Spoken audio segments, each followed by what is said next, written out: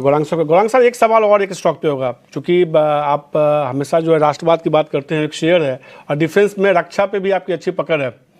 जहां तक मुझे याद है। एचएएल पे क्या राय होगी, चूंकि राजशाह ने सवाल पूछा है मुंबई से 300 शेयर के पोर्टफोलियो में 3700 रुपये के भाव पे, और ये शेयर ने तो इसका परफॉर्मेंस देखिए, लगातार एक अच्छी रैली देखने को मिली है। क्या लगता है एचएएल पे क्या राय होगी आपकी? तो मेरे ख्याल से बधाई के पात्र डिफेंस के क्षेत्र से जुड़े हुए शेयर्स भी है, और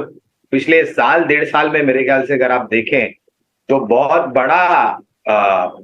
बड़ी यात्रा इन सब ने तय की है। फिर आप हिंदुस्तान एरोनॉटिक्स ले लीजिए, भारत डायनामिक्स ले लीजिए, Mazagon Docks, Cochin Shipyard, BEL जैसी कंपनी आप ले लीजिए, बहुत ही शानदार रुझान। इन सभी कंपनियों के, खास करके Hindustan Aeronautics, Bharat Dynamics, Mazagon Docks और कोचिन शिपयार्ड,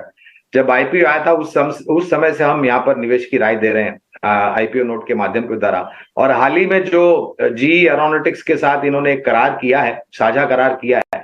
हमारी सोच समझ ये कहती है कि आने वाले 3 साल में जो टेक्नोलॉजी है वो भी ट्रांसफर होगी। और आज ही मैं एक रिपोर्ट पढ़ रहा था,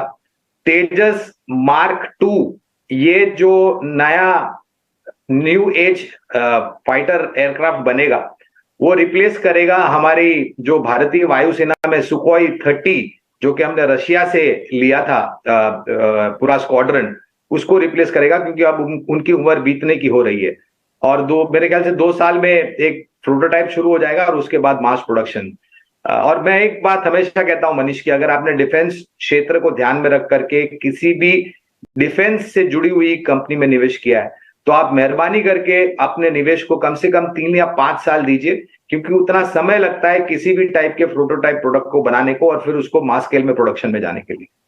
तो ये काम की बात राजीव, कोई भी डिफेंस शेयर में आप निवेश करते हैं बाकी दर्शकों के लिए भी, तो उसका नजरिया थोड़ा आप लंबा रखिए, 3 से लेकर 5 साल का रखिए। और गौरांग साहब के साथ यही खासियत है, आप उनसे एक स्टॉक पूछे, फिर सेक्टर पूछे, तो 2-3 और काम के स्टॉक्स जरूर बता देते हैं।